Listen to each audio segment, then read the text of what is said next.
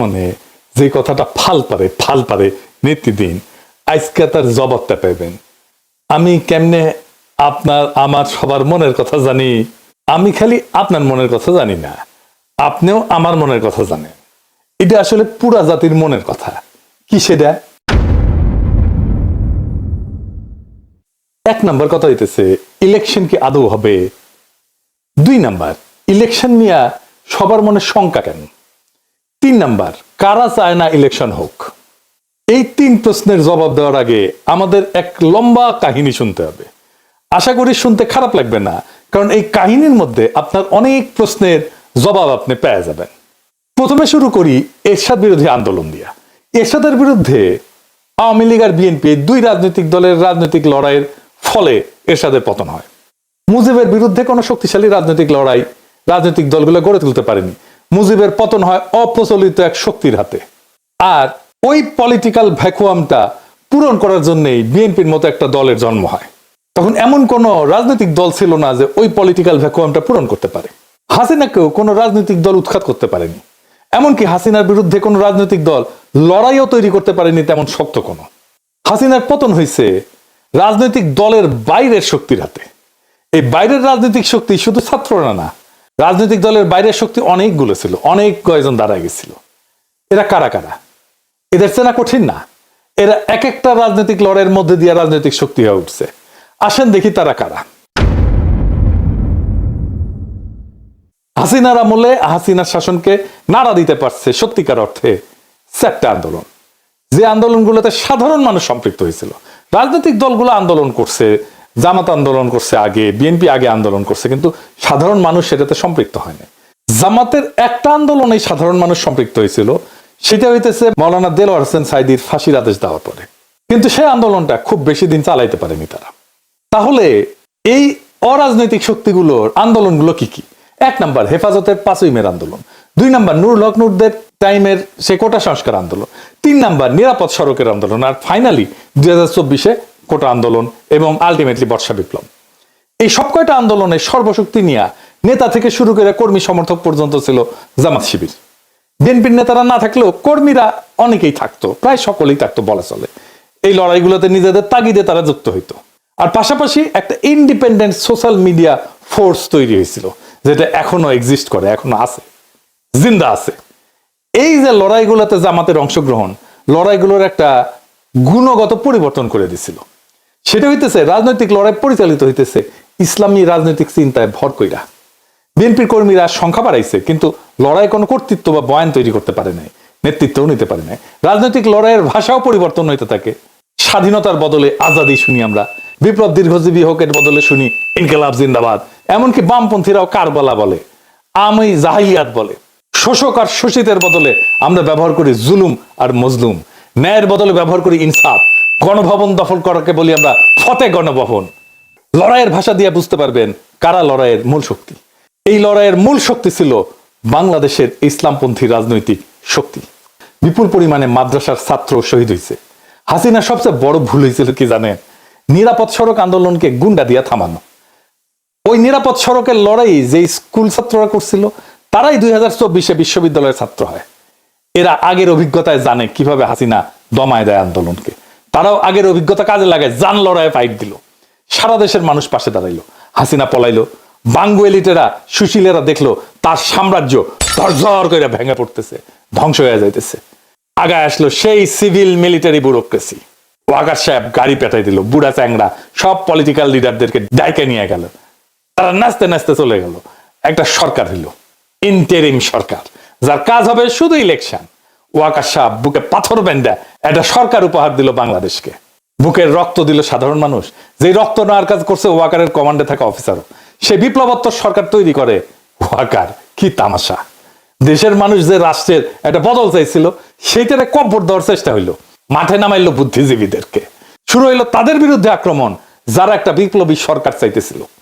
একদিকে ডাক্তার জাহেদ, তাসনিম খলিলের মতো সুশীল, আর একদিকে ওয়াকারের পোত বালকের মতো কুত্তা, বিরানি আলমের মতো মাদার বোর্ডেরা, আর সাথে জুটলো নতি মাগিরা, নাম কইলাম না, আমাদের দাবরানির উপরে রাখলো। অভিযোগ কি?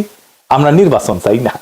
আমরা কামান চাইছিলাম, প্রফেসর ইউনূস আমাদের পিস্তল দিতেছিল, অন্তত যেন সেইটা পাই, দুধের স্বাদ যেন ঘোলে মিটাইতে পারি, সেটা করতে চাইছিলাম, সেটাও করতে দেবে না। ডাক্তার জাহেদের কথাগুলো দেখেন, এটা বিপ্লব না, তার মূল কথা ছিল বিপ্লব হইলে তো একটা আমূল পরিবর্তনের পথে আগাইতে হবে, সেটা তারা আগাইতে দেবে না। এদের মূল চিন্তা হইলো একটাই, কি সেটা? সেই চিন্তা হইতেছে আপাতত তো ঠেকানো গেছে, ধ্বংস হওয়া এস্টাবলিশমেন্টটা যা এতদিন ধরে চলছে, কিন্তু শেষ রক্ষা হবে কি? এই লড়াইয়ের মধ্যে দিয়ে বাংলাদেশে ইসলামী একটা শক্তি উত্থিত হয়েছে, এইটারে কেমনে সামলানো যাবে?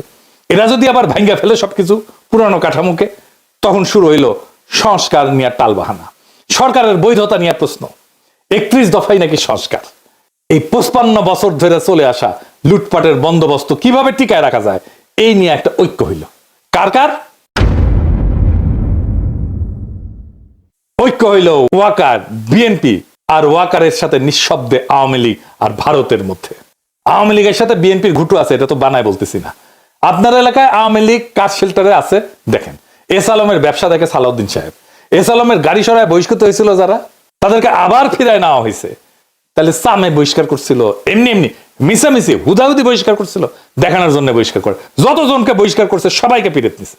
আপনি হিসাব করে দেখেন, বিএনপি দেখায় বহিষ্কার করছে, তার কিছুদিন পরে সামে আসতে কইরা তাদেরকে ফিরায় না দলে, সব কয়টারে ফিরায় নিছে। দেখেন ওদেরকে আবার ফিরে নিছে, ওকে আবার নমিনেশনও দেওয়া হয়েছে। বিএনপি তারেক রহমানের সাথে লন্ডনে গিয়ে দেখা করে। এইসব স্থগিতাদেশ, বহিষ্কার সব লোক দেখানো কাজ। ফজা পাগলার তো প্রাথমিক সদস্য পদ স্থগিত হয়েছে, অগাস্ট মাসে স্থগিত করছে 3 মাসের জন্য। তো তাইলে নমিনেশন পাই কিভাবে? ওর তো সদস্যপদই নাই। একটা মজা দেখায়, বিএনপির একটা নীতি নিছিল এক পরিবার এক প্রার্থী। যে দেখেন, মানে এক পরিবার থেকে একজনই প্রার্থী হবে। খন্দকার মোশাররফ এসে গর্ব করে কইছেন, দেখেছেন আমরা এক পরিবার থেকে একজনের বেশি প্রার্থী দেই নাই। হ্যাঁ তাই তো, এক পরিবার থেকে তো একজনের বেশি প্রার্থী দেন নাই তো, তাই না? তারেক রহমানের পরিবার থেকে তো 2 জন প্রার্থী, তারেক রহমান আর বেগম খালেদা জিয়া। মানে নীতি সবার জন্য, ওনাদের জন্য না, তাই না? ওনারা নীতির উপরে হুদাই নীতি কথা তাইলে কর দরকার আছে। এর মধ্যে বিএনপি প্রফেসর ইউনূসের সরকারে কাউরে তার কোলে নিয়ে নিছে, যেন তারা একসাথে সিস্টেমটাকে টিকে রাখতে পারে। এতদিন তারা মোটামুটি খোশ মেজাজেই ছিল, কিন্তু সব হিসাব তাদের পাল্টে গেল। একটা ভয় তাদের তারায় ফেরতেছে সেই দিন থেকে, বিরাট একটা ভয়। কি সেই ভয়? আর কেন তাদেরকে তারায় ফেরতেছে, আর কোন দিন থেকে তারা ভয় পাইতেছে, সেই জিনিসটা আসেন বুঝে দেখি। গত 20 বছরে যারা ভোটার হয়েছে, তারা কারে ভোট দিবে জানেন? জানেন না তো, আমরা কেউই জানি না। বিএনপি কে যে ভোট দিবে না, এটা তো জানা গেছে। ছাত্র সংসদ নির্বাচনে দেখা গেছে তরুণেরা ভোট দিতেছে বিএনপি কেনা। বিএনপি থার্ড হয়েছে বেশিরভাগ জায়গায়। আগে তো টাকা দিয়া ভোট কেনা যাইতো, গুন্ডার হুন্ডা দিয়া কেন্দ্র দখল করা যাইতো। এটা কি আবার করা যাবে? যাবে না। ওরাও নিশ্চিত না। আগে মনে করেছিল ইলেকশন দিলে তো বিএনপি জিতে যাবে, তাই রে নাই রে না। এখন সেই কনফিডেন্স আর নাই। কনফিডেন্স থাকলে জাস্টিস শাহাবুদ্দিনের 91 ইলেকশনের মতো একটা ইলেকশন করে ফেলতো, সবকিছু ঠিক আছে। এরশাদ নাই, বাকি সব ঠিক আছে, তাই হইতো। ওইটা করলে একটা মোটামুটি ফেয়ার ইলেকশন দিত। যদিও ফেয়ার ইলেকশন দিলে 91 মতো চমক আসতে পারে। 91 কি হয়েছিল জানেন? আর্মি, প্রশাসন, পুলিশ, ব্যুরোক্রেসি, এমনকি বিএনপিও মনে করেছিল আওয়ামী লীগ ক্ষমতা আসবে। ক্ষমতা আসলো বিএনপি। ওই একই অবস্থা হবে এবার। আর্মি তো বিএনপির সাপোর্ট দিতেছে, ওয়াকার দিতেছে। প্রফেসর ইউনূসের সরকারের কিছু উপদেষ্টাও কাজ করতেছে বিএনপির জন্য। কিছু যে ভিড়িছে, বিএনপি কইছে আপনাকে রাখবো আমরা পরের সরকারে, আর আনন্দে চলে গেছে আর কি। জামাত মনে করে যে বিএনপি ক্ষমতা আসতেছে, কিন্তু ডিপ স্টেট এটা মনে করে না।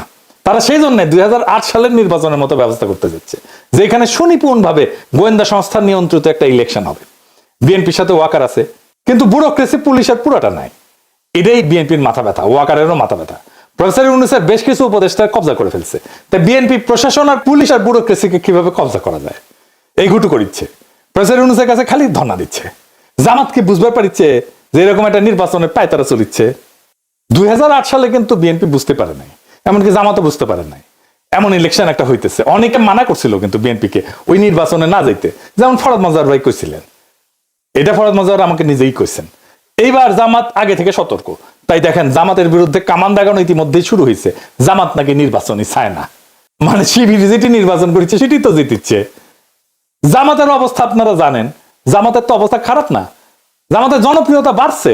না, জামাত কেন নির্বাচন চাইবে না? বুঝতে পারতেছেন তো কে কেন কোন কথা কইতেছে। জামাত যদি মাঠ ফাঁকা মাঠ ছাইরা না দেয়, ছাইরা দেওয়ার সম্ভাবনা কম, তাইলে একটা ভয়ঙ্কর সংঘাতময় নির্বাচন হবে। কার কার মধ্যে সংঘাত হবে? যারা একটা পাতানো নির্বাচন করতে চাইতেছে আর যারা নির্বাচনে বিজয়ী হইতে চায়, জনগণের যাদের সমর্থন আছে। প্রফেসর ইউনূস বলছেন একটা সুন্দর নির্বাচন উপহার দিতে চান। যদি তাই চান তাহলে গোয়েন্দা সংস্থার এই পরিকল্পনা যেন বাস্তবায়ন করতে না পারে সেই ব্যবস্থা প্রফেসর ইউনূসকে করতে হবে। কোন রাজনৈতিক দলের আবদারে, চাপে, প্রশাসনে বা পুলিশে কোনো পরিবর্তন করবেন না। আপনার নিরাপত্তা উপদেষ্টা নাকি পুলিশের নাক গলাইতেছে, শোনা যাইতেছে ওনার সাথে নাকি তারেক রহমানের বরাবর হয়েছে, সিস্টেম হয়েছে। সেই জন্য তার বিরুদ্ধে বিএনপি নীরব হয়ে গেছে। আগে দেখেছিলেন না, একসময় মনে হয়েছিল খলিলুর রহমানকে তো না সরাইলে মুখ ধোবো না, ভাত খাবো না, ঘুম যাবো না আজকে রাতে, এটাই করছিল বিএনপি। এখন সবকিছু শান্ত, ঠান্ডা, পুকুরের মতো শান্ত। খলিলুর রহমান এখন তাদের সমস্যা না। ক্ষমতা একটা আশ্চর্য জিনিস, বুঝাও কত মানুষকে পাল্টায় যেতে দেখলাম। কখনো যদি আমাকে দেখেন ক্ষমতার কাছাকাছি দৌড় মারিচ্ছি, পিছে থেকে টেনে ধরে রাখবেন, খিচ্চা টেনে ধরে রাখবেন যেন ওইটি যাবেন না পারি। যাই হোক, বাংলাদেশের দুর্ভাগ্য হইতেছে মুষ্টিমেয় এলিট সংখ্যাগুরু মানুষকে শাসন করে সব সময়। আর সংখ্যাগুরু মানুষ এই এলিটদেরকে উৎখাত করার জন্য রক্ত দেয়, তারপর আবার বুঝাই টুজাই আবার এলিটরা এসে বসে পড়ে। এই ব্যবস্থাকে উৎখাত করার সুযোগ এসেছিল 5ই আগস্টে, আমরা হারাইছি সেই সুযোগ। সামনে নির্বাচনে যদি সিস্টেম করে জিতায় দেওয়ার চেষ্টা করা হয় তাহলে বিপ্লবের যেটুকু অবশিষ্ট আছে না তা ধ্বংস হয়ে যাবে। এখন আপনাদের কাছে প্রশ্ন, এই বিপ্লবকে কি ধ্বংস হইতে দিবেন? তবে এখন সময় কেবল অভিযোগ বা হতাশার না, আমি হতাশ হইতে নিষেধ করি। এখন সময় জায়গায় ওঠার, এক হওয়ার আর নিজের ভবিষ্যৎ নিজের হাতে নেওয়ার।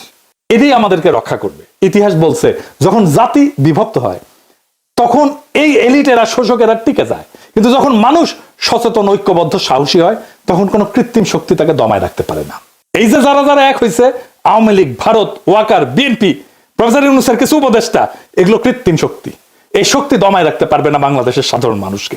আমাদের তরুণদের রক্ত, স্কুল কলেজ বিশ্ববিদ্যালয়ের ছাত্রদের আত্মত্যাগ, সাধারণ মানুষের ন্যায়বোধ, তাদের লড়াইয়ের ক্ষমতা, এগুলো নিছক স্মৃতি কথা না, এগুলো ভবিষ্যতের ভিত্তি। এগুলোকে রক্ষা করতে হবে শুধু কথায় না, কর্মে, সততায়, সংগঠনে, তথ্যে, আইনে, নৈতিক প্রতিরোধের মাধ্যমে। এইবার আমাদেরকে ভাবতে হবে আমরা কি কেবল কথা বলবো নাকি বদল আনবো। ভয়, অপপ্রচার আর বিভক্তিকে হারাইতে হইলে লাগবে ধৈর্য, পরিকল্পনা আর সাহস। এখনই সময় সেই সাহস দেখানোর। এই দেশটা আমাদের, এই দেশ এলিটদের না, এই দেশ সংখ্যাগরিষ্ঠ সাধারণ দরিদ্র মানুষের। এই ইতিহাসও আমাদের। যারা রক্ত দিছে তারা চায় আমরা যেন ভয় না পাই। অন্ধকার যত গভীরই হোক, ভোরের আলো আসবেই যদি আমরা একসাথে থাকি এবং বিশ্বাস করি যে পরিবর্তন কেবল সম্ভব না, পরিবর্তন অপরিহার্য। সামনের ভোটের জন্য তৈরি হন। কাকে ভোট দেবেন সেটা নিয়ে আলাপ হবে, আলাপ করা যাবে, কিন্তু কাকে ভোট দেবেন না সেইটা এখনই ঠিক করে ফেলেন। কাকে ভোট দেবেন না সেটা আমার মুখ ফুটে বলে দেওয়ার দরকার নাই, আপনারা নিজেরাই জানেন। এটাই বিজয়ের প্রথম ধাপ। আমরা এই নির্বাচনে বেহাত বিপ্লবের পুনর্দখল করতে পারবো ইনশাল্লাহ, যদি আমরা এক থাকি, যদি আমাদের কৌশল ঠিক থাকে, যদি আমাদের সাহস, সততা এবং লক্ষ্য স্থির থাকে। ইনকিলাব জিন্দাবাদ।